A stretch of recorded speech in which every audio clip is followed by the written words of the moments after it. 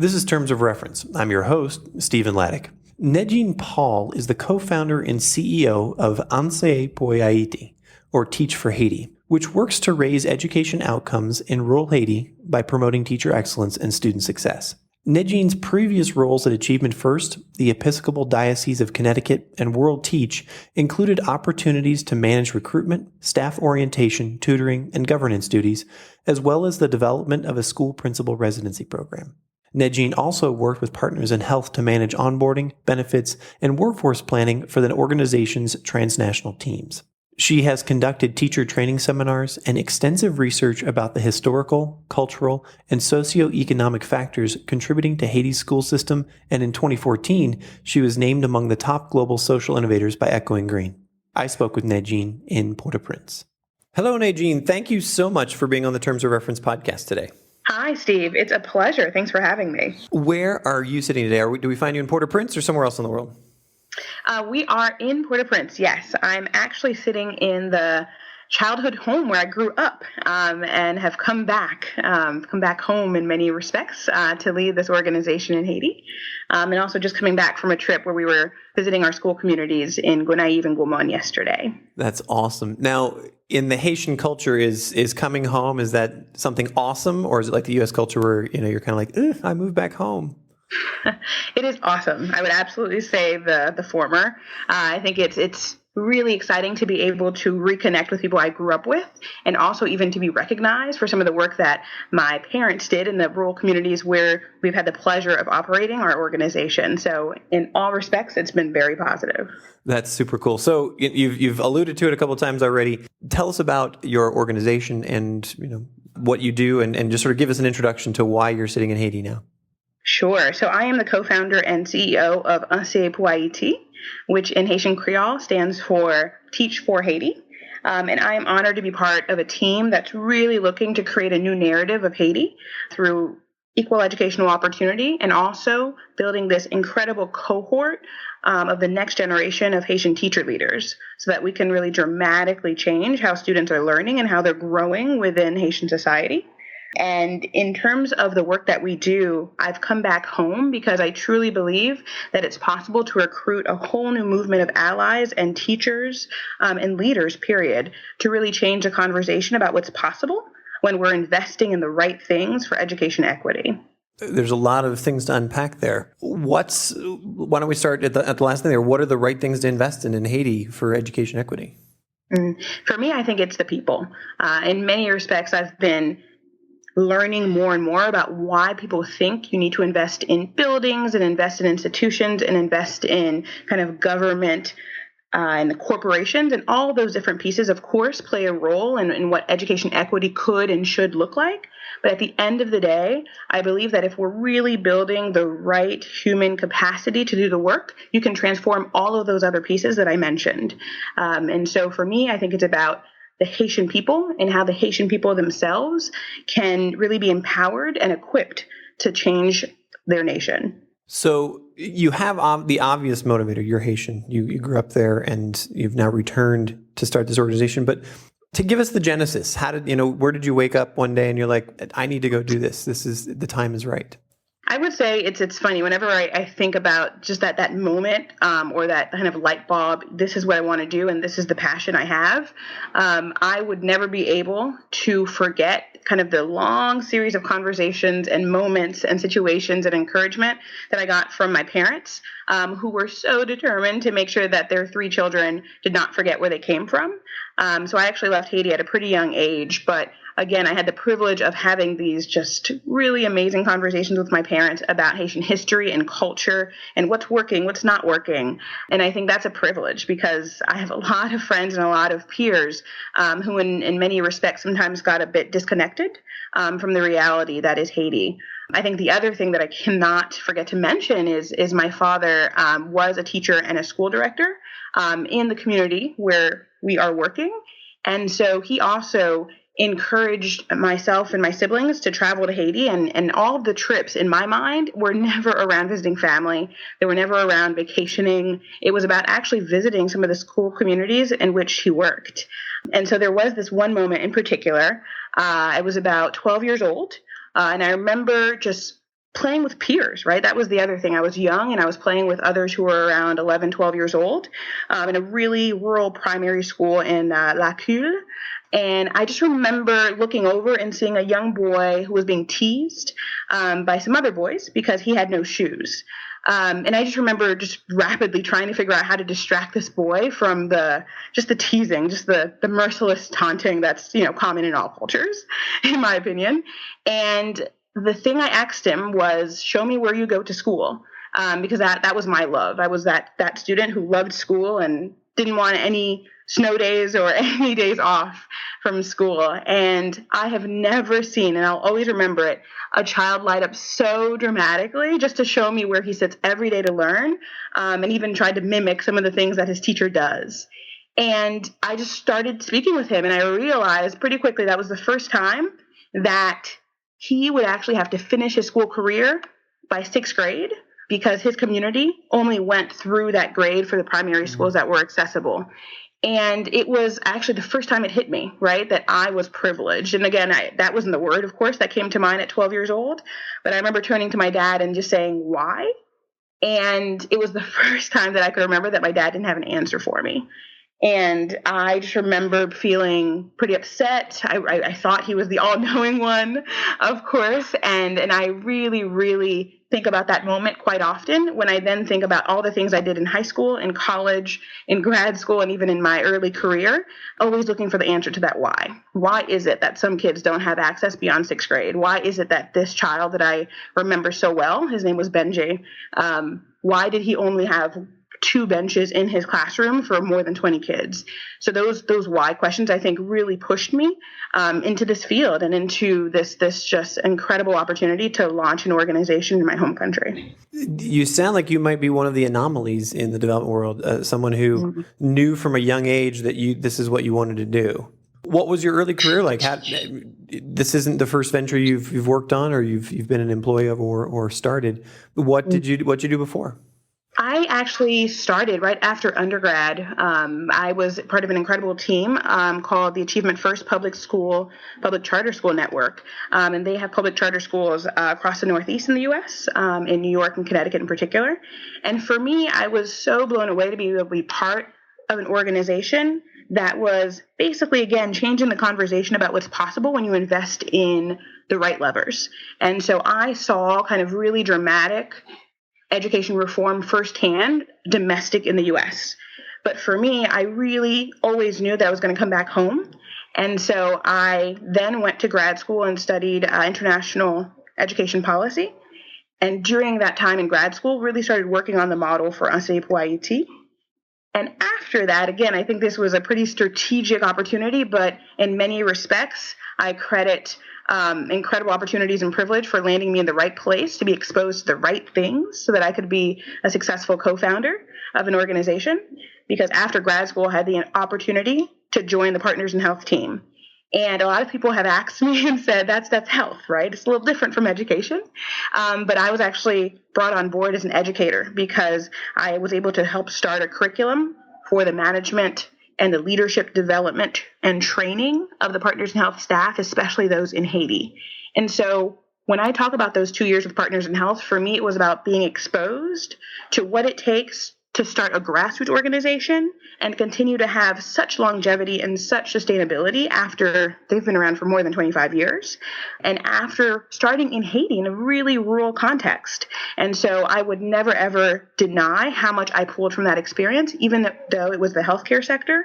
We have so much to learn from what others do in different sectors in education. Yeah, no, that's for sure. Absolutely. And I think pretty common that all aspects of development, if it's finance, if it's governance, if it's health, education, capacity building, as we call it, it's a critical component of almost every aspect of what we do, isn't it? That's absolutely right. So you're at Partners in Health. You're kicking ass and taking names, for lack of a better term. When did you wake up and you're like, I need to do something on it's time for me to make the jump? Gosh, it is a leap of faith. I know that term gets kind of bandied around and shared in a lot of different respects, but I am a woman of faith. I am the daughter of a priest, and so my faith is also, I think, the other thread that weaves through my entire life story.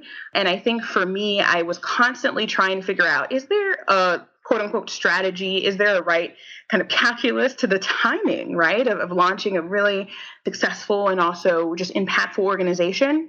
And as much as I try to be calculating about it, again and again, the answer was no, there's not a right time or a wrong time. But for me, I think the key thing that I would never, ever try to go away from was that I wanted to have a slow and steady approach to launching Anseye Pou Ayiti. And so while I was in graduate school, again, I had the privilege of being part of a cohort of a very international team. And I was just asking a lot of different people kind of what were their experiences in their home countries. And again, there seemed to be this common denominator of investing in the people. And so I felt like I had started to build this model that would make a lot of sense. And for me, it was about, again, the slow and steady development. And I said I would start to launch it and do a very concentrated focus on building the model, speaking with members of the community. And I ended up doing that for 3 years before we officially launched in late 2014. So it was a very, very slow and steady approach, and even kind of a night and weekend kind of gig for quite a long time before we were officially on the ground with our team in place in late 2014. Okay, so essentially you were moonlighting, yes. getting it right before you decided to take a leap. I want to go back and talk about what you learned over those 3 years.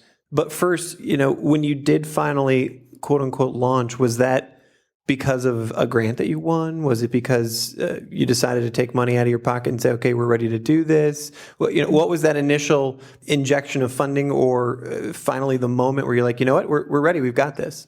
I appreciate that question, because I think in a lot of respects, people feel like you need to have all the money in place to be able to launch. That wasn't my experience, and it still is not. And so I think that's an incredible privilege. I think that's the experience for most people. So. That's good. That's good.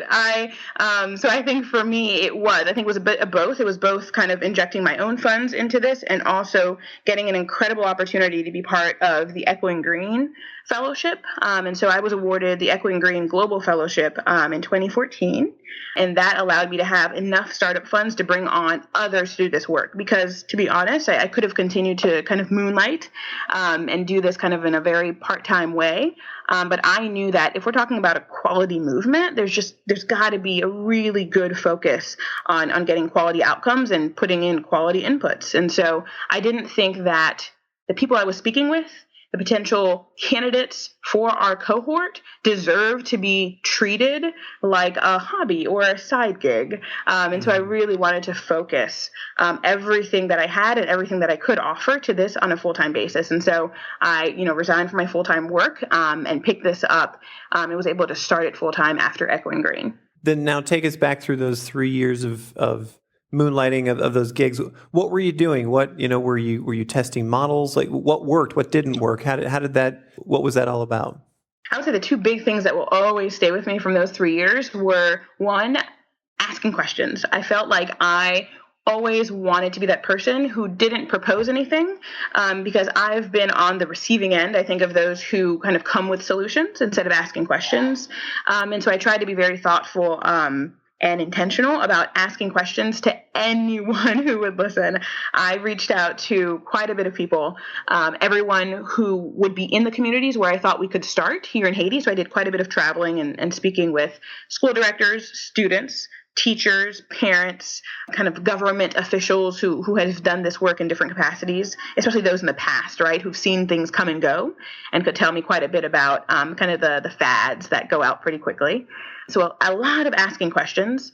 And I think the other piece that was really important to me was visiting the school communities. I took many, many trips to Gonaïve and Gaumont and Mirebalais and Boucankare, which is the 4 kind of communes in which we work right now, because I just wanted to get a sense of, if you're sitting in the back of a classroom, are the experiences that I remember from the school system here in Haiti and the ones that I remember from being that 12-year-old girl who was asking Benji questions about his school experience, how have those changed, right? What are people saying in 2010, 2011, 2012 about the education system? And so I try to be as much a fly on the wall as possible. Those are the two big things.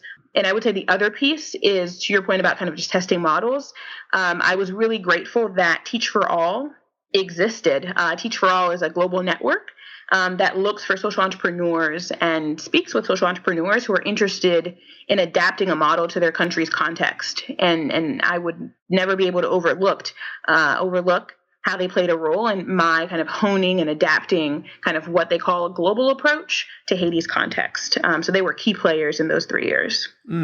So how is the model of your organization of engagement different than the umpteen other organizations that are in Haiti right now seeking to help that country?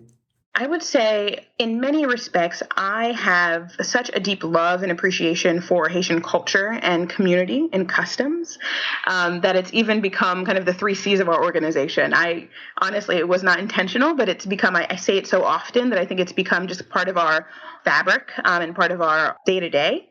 And I don't experience that a lot, right? I mean, I've been around a lot of organizations and humanitarian initiatives in Haiti, but so often it's the goals and it's the strategies and it's the data and it's the funding, and all of that is so critical. We need that as well.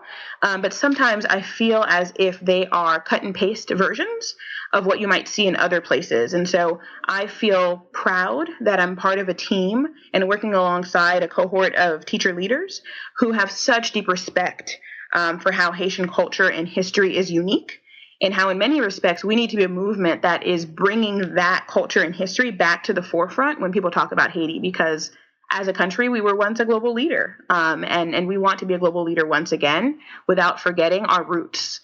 And so Haitian culture and customs, everything from Haitian proverbs, weave into the curriculum that we create for our teacher leaders, the way that we lead our trainings in Haitian Creole. The fact that I chose to name our organization in Haitian Creole has raised some eyebrows sometimes, and I love teaching people how to pronounce it because I think it's worth the effort, because I think it shows a deep respect for our country. I think the other piece is that we are a people-centered movement. We would not be able to set out our ambitious goals or work towards this big mission without caring about the Haitian people and asking their input and feedback at every single step of the way. And so I think we've embedded a lot of informal and formal surveys, but beyond that, conversations and forums and meetings at the heart of the communities where we're going to be able to get the real nitty gritty and just real and even sometimes unfortunate realities that we're going to have to confront if we want to be a successful organization. Give me some of the unsuccessful realities or the unfortunate realities that you've had to confront in some of these communities. I would say number one, and it probably comes as no surprise to those who are interested and love talking about education in Haiti, is the teacher salary issue. When we say we want to recruit the next generation of leaders for education in Haiti, we want to recruit just the top candidates who have so much to offer in terms of their qualifications, but also their mindsets and their belief that change is possible. Unfortunately, that often gets really, really hard to match with the salaries that schools can offer to pay their teachers. And so it has been heartbreaking to have conversations with school teachers and school directors even who are completely at a loss for what to do because, one, they can't raise enough funds to pay their teachers, and two, you have teachers who are going entire school years without having a penny to their name because they so believe in the work that they're doing, and sometimes there's just no other options. And so I think that's been one of the really, really hard realities to face. I think the other piece has been growing disillusionment with what schools can do and a growing sense of we believe in education, right? You never have to convince a Haitian parent that education is important or sending their child to school is important. In my opinion, that is a huge leg up from some contexts where sometimes that needs to happen. The challenge now, though, is school to what end, right? And so after those years between me being 12 years old and now running an organization many years later, I used to have conversations about let's do everything we can to make sure this school in our community is top-notch and high quality. Now you have parents saying, rightly so, why should I send my child to school if at the end of the day they won't be well prepared or well equipped to either get a job or do anything afterwards? And so I think those conversations have started to inform me about, again, just the harsh reality of what life is, even if you go to a great school. And does that then also reflect on just the Haitian economy in particular or in general? Absolutely. I mean, that's the subtext or the context within your speaking. I mean, you can have the best education in the world, but if the opportunities aren't there, if there's no outlets, then it's difficult to make the investment. Is that what I'm getting? That is right. And I think that's why I'm proud that I think our work can touch on those things, because I firmly believe that an education movement for Haiti cannot just stay within the four walls of a classroom. And so I'm excited that I think we're equipping and providing opportunities for our cohort members to be leaders in those types of conversations for every sector of the country, because I'm under no illusion that we can have successful schools if it's only teachers fighting for quality for all. And so we want our cohort members to, of course, stay in the classroom, to, of course, become the next generation of school directors and principals. But we also need some of them to become the lawyers who are advocating for change, and the economists who are saying this is why we should invest, double the amount that the GDP has offered in schools in Haiti. And we also need people who are just community organizers, going out and making sure that parents are activated and ignited to be able to lend their voices to change. So I'm excited that our movement is equipping leaders to be leaders, not just in the classroom, but all over community. What's your biggest frustration? What makes you want to tear your hair out or sort of throw your hands up, over the last couple of years here, now that the organization's official, but also, over those 3 years you were moonlighting? What are those big challenges that you're still sort of biting your teeth about? If I'm being incredibly honest, I think the number one thing that continues to baffle me is the perception of Haiti. And that can, of course, have many, many different interpretations, because people's perceptions can be constructed over a lot of experiences and a lot of access and exposure to different information. But the reality of Haiti is so different from what is shared and what is disseminated in so many different outlets. And so when I see the reality of how our cohort members, one in particular who hasn't received a penny, right, for a couple of years in teaching in his rural school community, but continues to wake up every day and say, I know I need to be here for my students. I know I have the tools to be able to make a difference in their lives. Those stories, that story of that teacher is not one that you're going to hear too often. And I think the other piece is this idea that it's a country that is dysfunctional and there's instability and there's a lack of will to make a real difference. Yes, that's one aspect of it, but I think it's so much more complex. And so instead of just saying the perception of Haiti, maybe the proper way that I'm trying to express myself here is that there's a simplification of the complexity that is Haiti. And I think that's one of the things that, in many respects, I attend meetings and conferences where I feel like that needs to be unpacked and that needs to be discussed well before you can talk about an economic plan that will make sense, and well before you can talk about investing in the quote-unquote right organizations. We really need to be honest about some of the narratives that exist, because I think those are the things that are building up barriers instead of breaking them down, so that we can have real, true, lasting change. So what do you think the next 5 years look like for you? How does your organization continue to grow? What are the challenges you foresee either facing or overcoming? For the next 5 years, I would say we're still an early organization, kind of early in the startup phase. And so for me, I think we want to continue doing what we've set out to do really well. I am a big believer that quality speaks volumes, and commitment and sticking to your word and sticking to the promises that you've made to a community really allow you to build deep, deep roots and deep relationships that will carry you forward.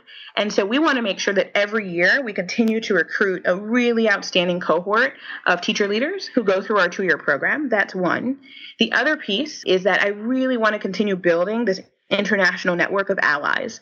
I've talked before about how we are, I think I've mentioned it, Haitian-led and Haitian-run, which is, I think, an important statement. But I also have no doubts that we won't be successful unless we also have allies and partners who are across Haiti's borders. We are, as Haitians, a transnational people. So our diaspora need to be activated, and partners who believe in Haiti being a global leader once again, those voices and those types of support will go so far. And so in the next 5 years, I very much hope to have a network of allies who are acting as ambassadors for Anseye Pou Ayiti wherever they are and in whatever walks of life they choose to get involved. And the last piece is one of the things that reminds me of your other question around just kind of what gets a little bit frustrating is fundraising, right? And I think you got to make the engine run, and there's got to be enough there to make sure you can move forward with the goals and the ambitious vision that you have. And so over the next 5 years, I hope that our vision and our impact speak to those who can provide us with the funds to make sure that we continue to do the work that we seek to do. But when I talk about fundraising, one of the things that I'm still learning, because I did not set my career out to be a CEO or to lead an organization. But one of the things I'm still learning and grateful for is that funders and donors become partners. And that's what we need to make this movement work. And so I'm really excited that there are people who have believed in us from day one and are probably the top champions of what's possible in Haiti because of the way that they've been integrated into our work.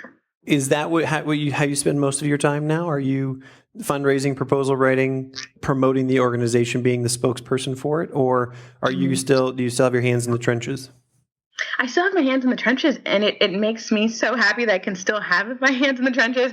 I just, again, remember those trips when I was younger and being able to shadow a teacher and shadow a principal here in rural Haiti. That is what has allowed me to just be so excited and still so hopeful about what's possible in my country. And so I hope to always be able to do that. But the reality is my percentage of time spent in the trenches continues to lessen because there's just so many demands, right, on the time when it comes to fundraising and grant writing. So I would say typically it depends on the season. So we have a really heavy kind of recruitment and selection season where I'm always in the communities and involved in that piece. We also have a heavy kind of summer training period where I love to be there day to day. But once teachers are in the schools and we're kind of under a bit of a 3-month lull until we recruit the next cohort, yes, a lot of my time, to answer your question, is focused on being an advocate, fundraising, attending meetings and conferences where, the partners are at the table and the community members are at the table asking all the right questions and really pushing each other to make sure that we are not duplicating efforts, but rather building bridges so that we can get further together. You told us a pretty passionate story about, when you were 12 and sort of that's your genesis about being a development or an aid professional. Although I'm not even sure I would characterize you as that. I think you're just I think you're an educator. But what's your go-to story now? Now that you've started this organization, when you're either talking with a donor, or if you and I go down and have a cup of coffee, or you're meeting an old friend for the first time, what's your go-to story about a student who's been affected by your organization or a teacher who's been affected? Something that happened unexpected that you're like, this is why I'm here? One of the things that I'm still looking for, and probably not looking for, but still trying to get comfortable with is because of that go-to, because there are so many stories coming out, I think, of this cohort and this movement that I'm so excited about. But I would say two, if you're okay with that. I think two come to mind. Of course. Thank you. So I would say one was in speaking with a member of our 2015 cohort, actually, who after our 4-week summer immersion training stood up and I think kind of just called the spirit kind of thing, unprompted, said, I never wanted to be a teacher. I didn't like teaching. I didn't think it was the right thing for anyone who really wanted to get ahead in life. But after going through this 4-week training, I'm realizing that I am able to have an impact because I am a teacher. And I'm able to actually realize that being a teacher is not a teacher in itself. It's actually being a leader of our community and a leader of our nation.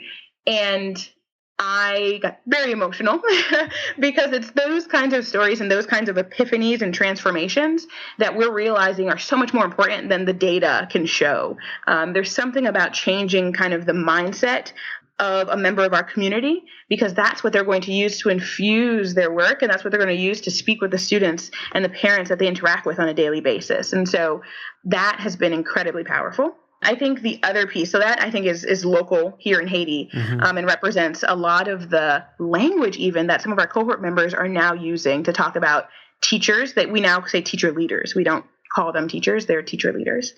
The other story I'd love to share is that we're building bridges across our borders. And so there was a woman, her name was Vernant, and she came back to Haiti for the first time in almost 20 years because of Anseye Pou Ayiti. She left many, many years ago.